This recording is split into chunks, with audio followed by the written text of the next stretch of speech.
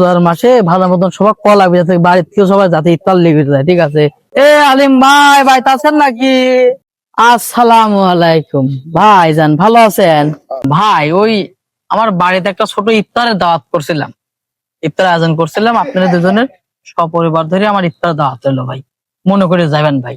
ভাই কথা যে করছেন না, কন্তে মুখ তো রাগটা করছেন নাকি ভাই? ভাই দাওয়াত দিলাম, যাবো না, সমস্যা নাই। আমরা রোজা থাকি না থাকি ইফতার বাদ দেয়নি ভাই।